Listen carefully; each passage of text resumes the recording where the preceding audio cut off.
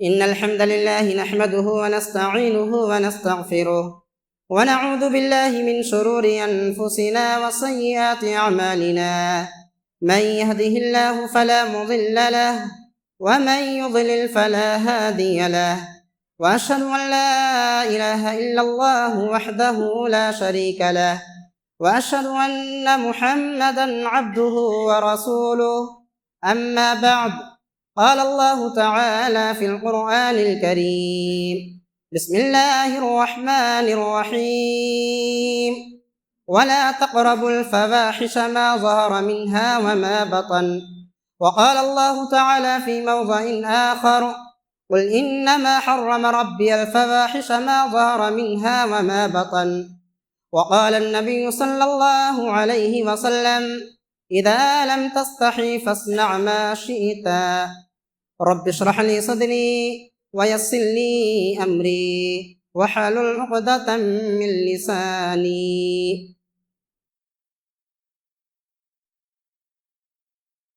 تمام قسم کی تعریف،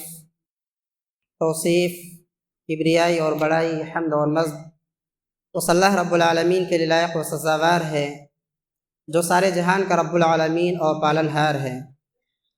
درود و سلام نازل ہو تمام انبیاء کرام، بالخصوص آخری نبی حضرت محمد مصطفیٰ صلی اللہ علیہ وسلم پر۔ معزز سامعین کرام، محترم بزرگوں، نوجوان بھائیوں، پردہ نشین ماؤں اور بہنوں، اللہ رب العالمین نے قرآن کریم کے اندر ہم انسانوں کو، بالخصوص مسلمانوں کو، سب سے بڑے دشمن شیطان سے آگاہ کیا ہے کہ شیطان تمہارا سب سے بڑا دشمن ہے۔ محترم سامعین، یہ شیطان ہر دم اور ہر قدم مسلمان کو گمراہ کرنے کی کوشش کرتا ہے، اور ایک مسلمان ہر پل اس کے مکر و فریب سے بچنے کی کوشش کرتا رہتا ہے۔ اللہ رب العالمین نے قرآن کریم کے اندر بڑی وضاحت کے ساتھ شیطان کے گندے خیالات کو بڑی تفاصیل کے ساتھ بیان کیا ہے کہ جب اللہ رب العالمین نے شیطان پر پھٹکار نازل کی، دھتکار نازل کی، تو یہ شیطان کہنے لگا کہ اللہ، ہمیں قیامت تک کے لیے مہلت دی جائے، میں تیرے بندوں کے پاس دائیں سے، بائیں سے، آگے سے، پیچھے سے بہت سارے وسوسات لے کر آؤں گا، وَلَأُضِلَّنَّهُمْ، اور ضرور بضرور میں ان کو گمراہ کروں گا، وَلَأُمَنِّيَنَّهُمْ، اور ان کو آرزوؤں کے جال میں پھنساؤں گا۔ یعنی شیطان کا جو اصل مقصد ہے وہ یہ ہے کہ وہ ایک انسان، بالخصوص ایک مسلمان کو اللہ سے دور کر دے، اور اللہ کی رحمت سے دور کرنے کے لیے یہ ہر حربہ اور ہر طریقہ استعمال کرتا ہے۔ سب سے پہلے جب یہ شیطان ایک انسان کو گمراہ کرتا ہے تو سب سے پہلے اس کی نفسیات کا جائزہ لیتا ہے کہ انسان کس مزاج کا ہے، کس عقیدے کا ہے، عقیدے میں کتنا مضبوط ہے۔ تو سب سے پہلے یہ شیطان نفسیات کا جائزہ لیتا ہے، اور پھر اس کے بعد اپنا مختلف حربہ اور مختلف طریقہ گمراہ کرنے کے لیے شروع کر دیتا ہے۔ اب اگر کوئی انسان ہے اور اسے کفریہ طریقہ پسند ہے تو وہ اسے کفر میں مبتلا کر دیتا ہے، اور کوئی انسان ہے جسے شرک اور بدعت کا راستہ پسند ہے تو اس کے دل میں شرک اور بدعت کی محبت ڈال کر اسے دین حنیف سے دور کر دیتا ہے۔ اسی طرح سے بہت سارے عبادات گزار لوگوں کو یہ شیطان جو ہے حقوق العباد کے معاملے میں ایسا گمراہ کرتا ہے، ایسا گمراہ کرتا ہے کہ ساری زندگی وہ صاحب حضرت جو ہیں اپنا دل صاف کرنے کا نام ہی نہیں لیتے ہیں۔ اسی طرح سے جو مال کے لالچی لوگ ہیں، جو مال کے لالچی لوگ ہیں، جنہوں نے دنیا میں آنا صرف پیسہ کمانا، مال حاصل کرنا ہی اپنا مقصد بنا لیا ہے، ایسے لوگوں کو یہ شیطان حرام کاموں میں مبتلا کر دیتا ہے۔ اور وہ لوگ جو دنیا کے اندر اپنے آپ اپنا نام کمانا چاہتے ہیں، اپنا مقام حاصل کرنا چاہتے ہیں، یہ سوچتے ہیں کہ میرا نام ہو جائے، میں مشہور ہو جاؤں، ایسے لوگوں کو شیطان جو ہے ریاکاری اور دکھلاوے کے جال سے شکار کرتا ہے۔ میرے بھائیوں، آج ہمارے معاشرے کی یہ بیماری، ریاکاری، دکھلاوے کی بیماری اس قدر عام ہے کہ ہر دوسرا شخص، چاہے وہ پڑھا لکھا ہو، چاہے وہ جاہل ہو، اس بیماری میں مبتلا نظر آئے گا۔ کردار اور نیک اعمال نہ ہونے کے برابر ہوتے ہیں، لیکن یہ ریاکاری اور یہ دکھلاوے کی بیماری اس قدر سرایت کر گئی ہے کہ آج انسان ہر دم ہر وقت لوگوں کی نگاہ میں اونچا بننے کی اور مقام حاصل کرنے کی کوشش کرتا رہتا ہے۔ اسی طرح سے میرے بھائیوں، آپ اگر قرآن کریم کو مطالعہ کریں تو یہ بات آپ ضرور پائیں گے کہ شیطان کی پوری کوشش ہوتی ہے، یہ انتھک کوشش ہوتی ہے کہ وہ آپ کے جنسی جذبات کو بھڑکا کر دین حنیف سے دور کر دے، اللہ رب العالمین سے دور کر دے۔ معزز سامعین کرام، آج کے اس خطبہ جمعہ کے اندر میں بے حیائی کے تعلق سے چند باتیں آپ حضرات کے سامنے پیش کرنا چاہتا ہوں کہ اللہ رب العالمین کے یہاں بے حیا مرد اور بے حیا عورت کا کوئی مقام اور مرتبہ نہیں ہے۔ اللہ رب العالمین کے ساتھ جن جن اسباب اور ذرائع سے تعلقات قائم ہوتا ہے، اللہ راضی اور خوش ہوتا ہے، انہی اسباب اور ذرائع میں سے ایک بہترین ذریعہ اور سبب شرم و حیا ہے۔ جب شرم و حیا کا یہ کنیکشن ختم ہو جائے تو سمجھ جائیے کہ اس انسان کا مقام اور مرتبہ اللہ رب العالمین کے ہاں کچھ نہیں رہتا ہے۔ جس طرح سے پھول کی جو قیمت ہے، جو اہمیت ہے، خوشبو کی وجہ سے ہے، یعنی خوشبو والے پھول کو ہی ہم اپنے منہ اور سینے کے قریب لاتے ہیں، تو جس طرح سے خوشبو سے خالی پھول بیکار ہے، کوئی اہمیت نہیں ہے، اسی طرح سے شرم و حیا سے خالی انسان بھی اللہ رب العالمین کے ہاں کوئی مقام نہیں رکھتا ہے، کوئی اہمیت نہیں رکھتا ہے۔ معزز سامعین کرام، آج ہم یہ کہتے ہیں کہ ہمیں ہمارے حقوق سے محروم کیا جا رہا ہے، ہم سے ہمارے حقوق کو چھینا جا رہا ہے۔ آج ہم یہ کہتے ہیں کہ ہم دعائیں کرتے ہیں، دعائیں قبول نہیں ہوتی ہے۔ میرے بھائیوں، میں کہتا ہوں کہ ہمارے اندر جو کمی ہے، جو کمزوری ہے، جو خرابی ہے، جب تک ہم دور نہیں کریں گے ہماری دعائیں قبول نہیں ہو سکتی ہیں۔ یاد رکھیں میرے بھائیوں، مسلسل وہ انسان جو بے حیائی کا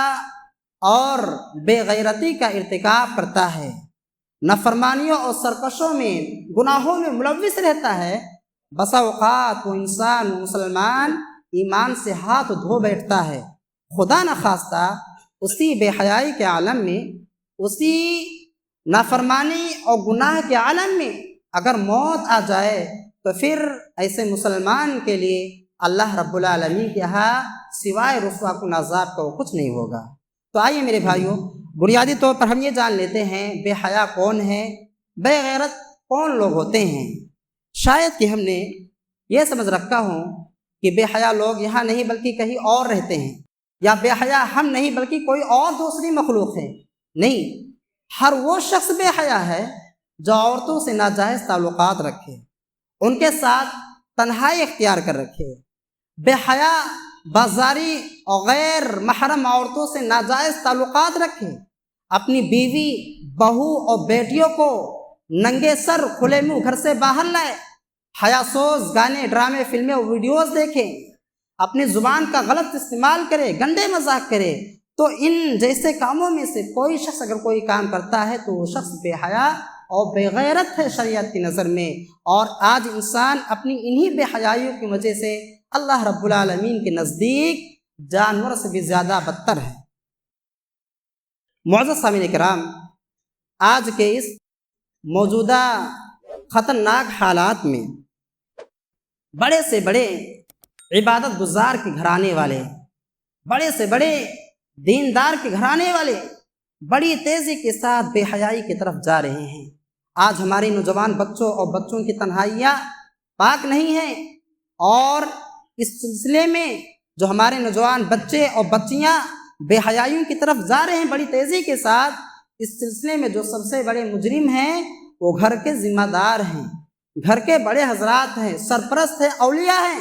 جہاں ایک طرف وہ مسلمان ہونے کا، اسلام ہونے کا دعویٰ کرتے ہیں، عاشق رسول ہونے کے دعویٰ کرتے ہیں، تو دوسری طرف اپنے نوجوان بچوں اور بچوں کو بے حیا بنانے کے لیے ہر موقع اور ہر مہیا استعمال کرتے ہیں ان کے لیے۔ کہیں پر ویلنٹائن ڈے کا اہتمام کیا جاتا ہے، تو کہیں پر برتھ ڈے کا اہتمام کیا جاتا ہے، تو کہیں پر شادی اور بیاہ کے نام پر اپنی بیٹے اور بہنوں کو ننگے سر اور چست لباس پہنا کر محفلوں کی رونق بنایا جاتا ہے۔ معزز سامعین کرام، ذرا ہم غور کریں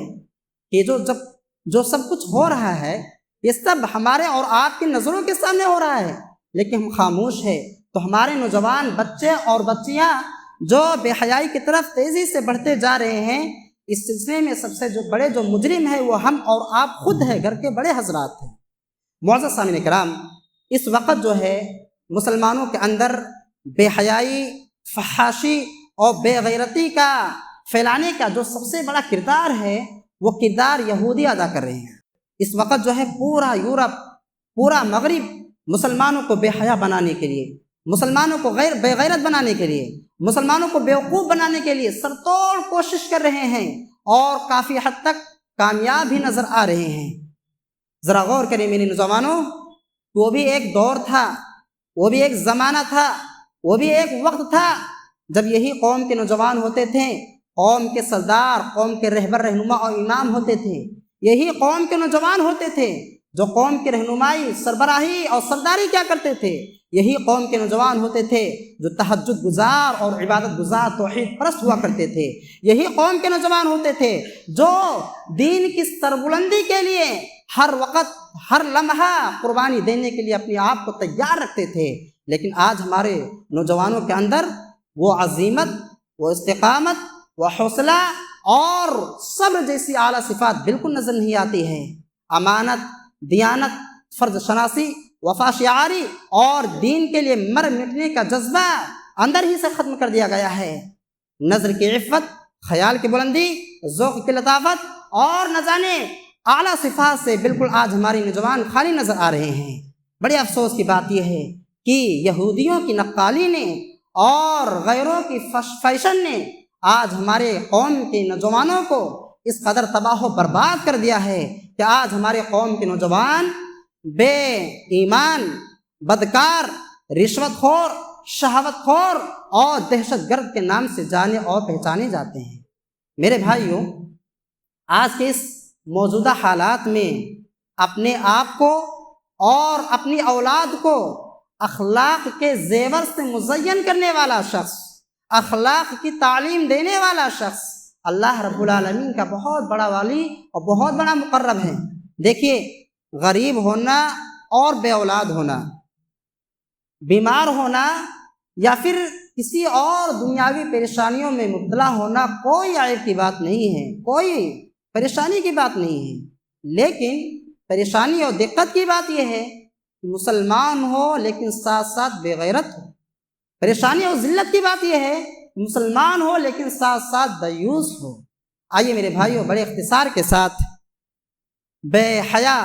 اور بے غیرت شخص اللہ رب العالمین کے یہاں کس قدر قابل نفرت ہوتا ہے، اور کس قدر بے حیا شخص پر اللہ رب العالمین کا غضب نازل ہوتا ہے، اور کس قدر وہ اللہ رب العالمین کی رحمتوں اور برکتوں سے محروم نظر آتا ہے، آئیے آنے والے چند دلائل سے ہم اس بات کو واضح کرتے ہیں۔ سب سے پہلی بات یہ ہے میرے بھائیوں، جب ایک مسلمان بالخصوص جب بے حیائی اور بے غیرتی میں ملوث ہوتا ہے، سرکشی اور نافرمانی پر آمادہ ہو جاتا ہے، تو اس کا توحید خطرے میں ہو جاتا ہے۔ بے حیائی کا سب سے برا انجام یہ نکلتا ہے کہ جب ایک انسان بے حیائی اور بے غیرتی میں ملوث ہوتا ہے تو ویسے ہی اس کا توحید خطرے میں آ جاتا ہے، وہ سچا توحید پرست نہیں ہو سکتا ہے۔ اللہ رب العالمین کو ایک ماننا، ایک جاننا یہ توحید کہلاتا ہے، لیکن توحید یہ نہیں ہے کہ ہم اللہ رب العالمین کو ایک مان لیں، اللہ رب العالمین کو ایک جان لیں اور پھر ساری زندگی منمانی کرتے رہیں۔ نہیں، توحید یہ ہے کہ ہم اللہ رب العالمین کو ایک مان کر، ایک سمجھ کر ساری زندگی خالص عبادت کرتے رہیں، پوری زندگی اللہ رب العالمین کی اور رسول اللہ صلی اللہ علیہ وسلم کی اطاعت کرتے رہیں، اسے توحید کہتے ہیں۔ وہ توحید کیا ہے؟ ایک طرف ہم یہ اقرار کریں کہ اللہ رب العالمین ایک ہے،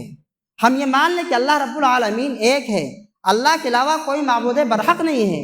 دوسری طرف ہم اللہ رب العالمین کے حدوں کو ہم پامال کریں، اللہ رب العالمین کے حرام کردہ چیزوں کو اختیار کریں۔ آپ خود ذرا سوچو، کیا توحید ہو سکتا ہے؟ کیا ایسے بندوں کو ہم توحید پرست کہہ سکتے ہیں کہ ایک طرف وہ اللہ رب العالمین کا اقرار کر رہا ہو، اللہ کو ایک جان کر اللہ کو ایک مان رہا ہو، اور دوسری طرف اللہ رب العالمین کے حرام کردہ چیزوں کو استعمال کر رہا ہو، اللہ رب العالمین کے منع کردہ چیزوں کو چھوڑ نہ رہا ہو؟ کیا وہ توحید پرست ہو سکتا؟ نہیں۔ ایسے ہی لوگوں کے تعلق سے اللہ رب العالمین نے نبی کریم صلی اللہ علیہ وسلم کو مخاطب کر کے فرمایا کہ ارأیت من اتخذ الہہ ہوا،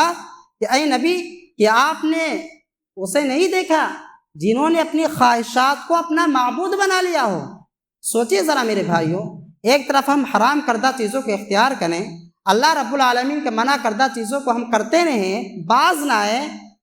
اور دوسری طرف ہم یہ کہیں کہ ہم توحید پرست ہیں۔ کیا ایسا ہو سکتا؟ نہیں۔ ایسے ہی لوگوں کے تعلق سے اللہ نے قرآن کریم کے اندر ہی فرمایا کہ وہ لوگ اللہ اور محمد رسول اللہ صلی اللہ علیہ وسلم کی اطاعت نہیں کر رہے ہیں، بلکہ کس کی مان رہے ہیں؟ خواہشات کے پجاری ہیں،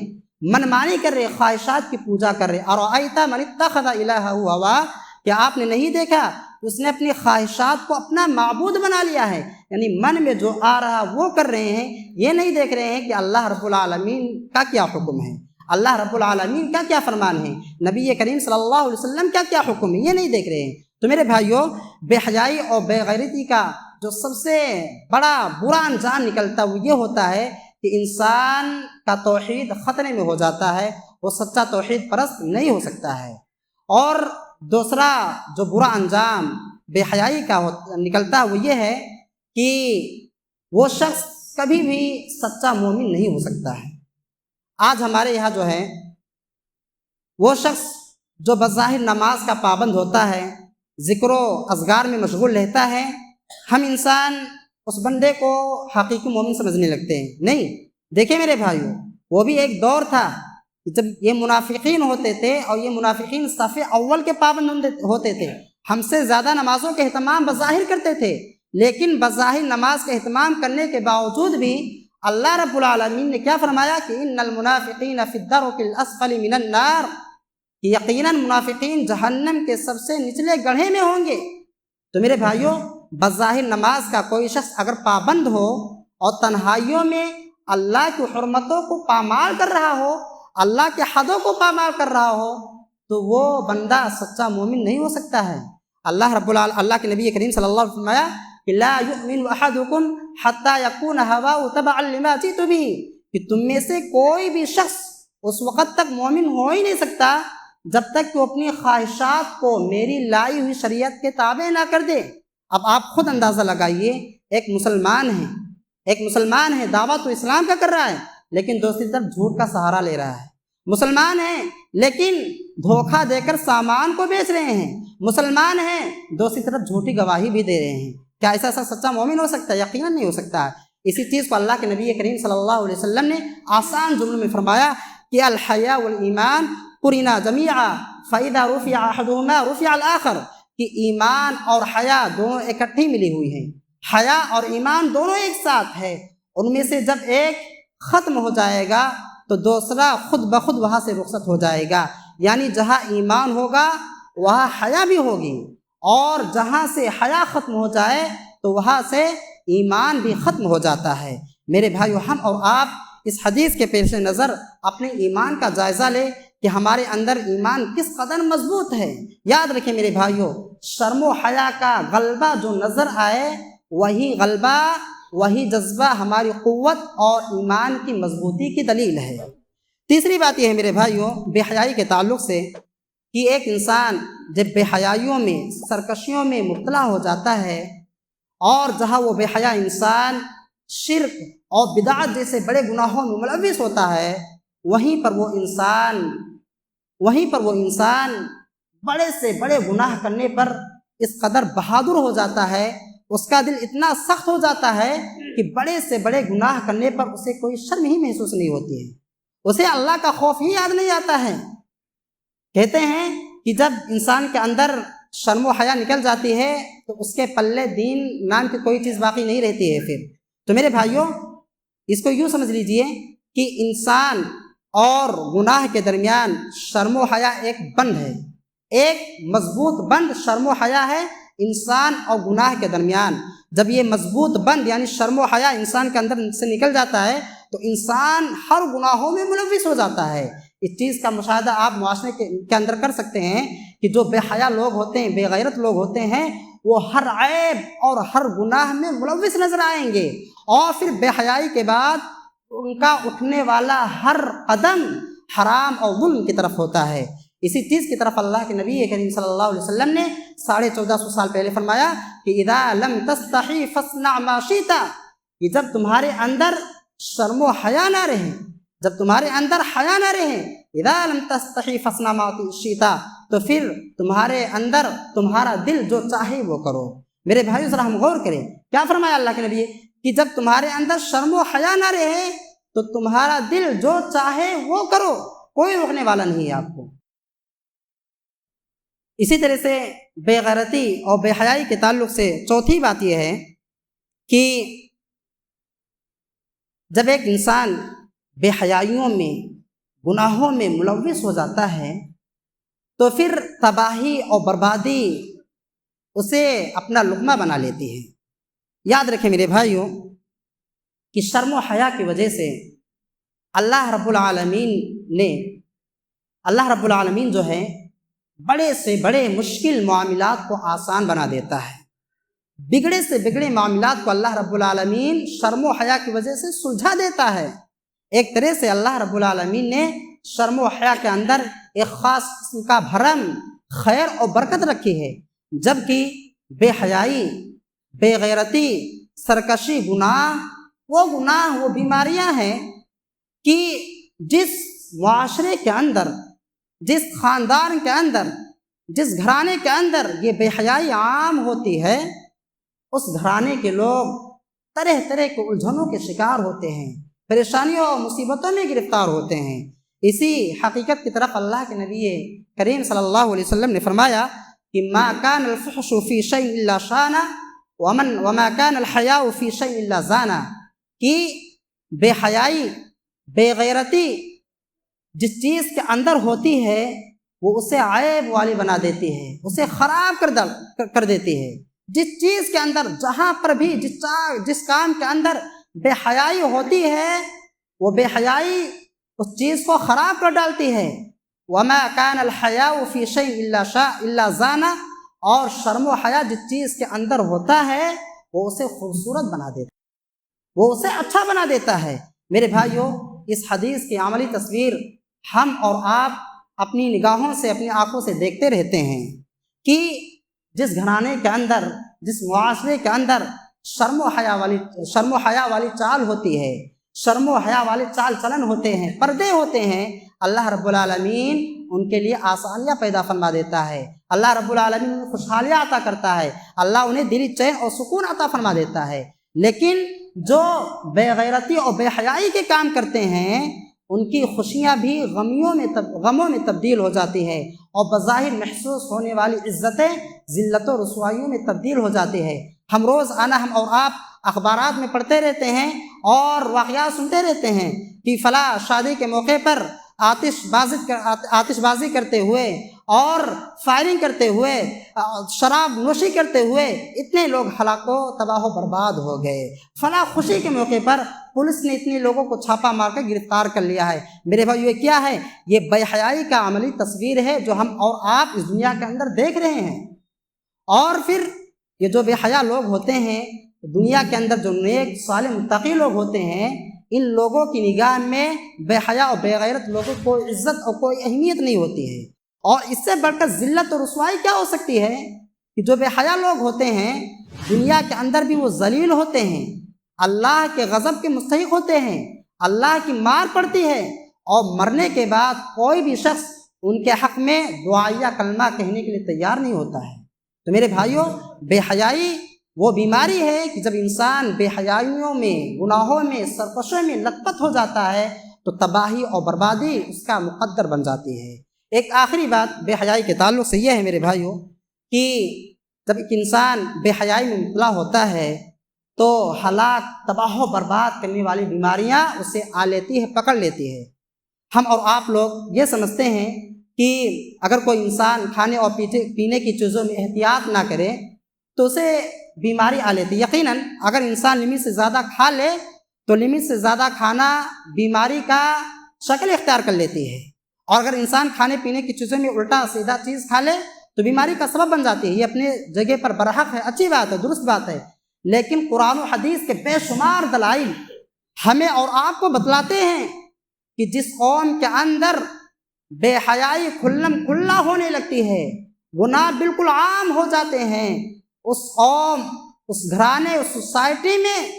ایسی ایسی وبائیں پھیل جاتی ہے جس سے ہم نے اور آپ نے اور ہم سے پہلے لوگوں نے کبھی نہیں دیکھا۔ اسی حقیقت کو اللہ کے نبی کریم صلی اللہ علیہ وسلم نے فرمایا کہ لم تظہر الفاحشۃ فی قوم قط حتی یعلنوا بها الا فشا فیہم الاوجاع التي لم تکن مضت فی اسلافہم الذین مضوا۔ اللہ کے نبی کریم صلی اللہ علیہ وسلم نے فرمایا کہ جب بھی کسی قوم کے اندر بے حیائی کھلم کھلا ہونے لگتی ہے، جب بھی جس گھرانے کے اندر بے حیائی، گناہ بالکل واضح ہونے لگتے ہیں، کھلم کھلا ہونے لگتے ہیں، تو اللہ رب العالمین اس قوم میں، اس گھرانے میں، اس خاندان میں، اس سوسائٹی میں اللہ رب العالمین ایسی بیماریاں بھیج دیتا ہے جس سے ہم سے پہلے لوگوں نے کبھی نہیں دیکھی ہے۔ میرے بھائی ذرا ہم غور کریں نبی کریم صلی اللہ علیہ وسلم کی اس حدیث پر کہ جس قوم کے اندر بے حیائی، گناہ، سرکشی کھلم کھلا ہونے لگے، اس قوم کے اندر اللہ رب العالمین ایسی بیماریاں لا دیتا ہے جس بیماری کو ہم سے پہلے لوگوں نے کبھی نہیں دیکھا۔ میرے بھائیوں، کیا یہ کھلم کھلی بے حیائی اور بے غیرتی نہیں ہے کہ آج شادی بیاہ کے موقع پر آج ہم اپنی بہنوں کو، اپنی بیٹیوں کو، اپنی بیویوں کو چست لباس پہنا کر شادیوں میں شریک کرتے ہیں اور محفلوں کی رونق بناتے ہیں؟ ذرا بتلائیے میرے بھائیوں، پورا علاقہ اس سے باخبر ہوتا ہے اور یہ سب کچھ ہماری نظروں میں ہوتا ہے، لیکن ہماری ضمیر اور ہماری غیرت کی جو نظر ہے ہم نے اس کو بند کر رکھا ہے، اور اسی طرح سے برتھ ڈے کے نام پر نوجوان بچے آپس میں میل ملاپ کرتے ہیں۔ یہ سب کچھ ہمارے آنکھوں کی نظروں کے سامنے ہوتا ہے، لیکن ہم خاموش بنے بیٹھے ہیں۔ میرے بھائیوں، میرے نوجوانوں، میرے بزرگوں، میری ماں اور بہنوں، ذرا میں آپ سے پوچھتا ہوں کہ اس طرح سے شادی بیاہ کے موقع پر اپنی بیٹیوں کو، بہنوں کو چست لباس پہنا کر، بن سور کر اور سج دھج کر لے جانا اور رونق، محفل کی رونق بنانا، لوگوں کی نظروں میں ٹہلانا، کیا یہ بے حیائی نہیں ہے؟ کیا یہ بے غیرتی نہیں ہے؟ کیا یہ اللہ کے عذاب کو دعوت دینا نہیں ہے؟ اگر یہ نہیں ہے تو میرے بزرگوں، میرے نوجوانوں، میری ماں بہنوں، آپ خود بتاؤ بے غیرتی، بے حیائی کسے کہتے ہیں اور اللہ کے غضب کو دعوت دینا کسے کہتے ہیں؟ اللہ رب العالمین سے دعا کہ اللہ رب العالمین ہم تمام لوگوں کو ان باتوں پر عمل کرنے کی توفیق عطا فرمائے۔ اے اللہ رب العالمین، ہم میں سے جو بیمار ہیں تو انہیں شفائے کلیہ عطا فرما۔ اے اللہ رب العالمین، ہم میں سے جو قرض دار ہیں قرض ادا کرنے کا سبب و ذریعہ بنا، اے اللہ ہمیں ایک بنا، نیک بنا، ہمیں اتحاد پیدا کر دے۔ ربنا فاغفر لنا ذنوبنا وكفر عنا سيئاتنا وتوفنا مع الأبرار. ربنا تقبل منا إنك أنت السميع العليم وتب علينا إنك أنت التواب الرحيم برحمتك يا أرحم الراحمين.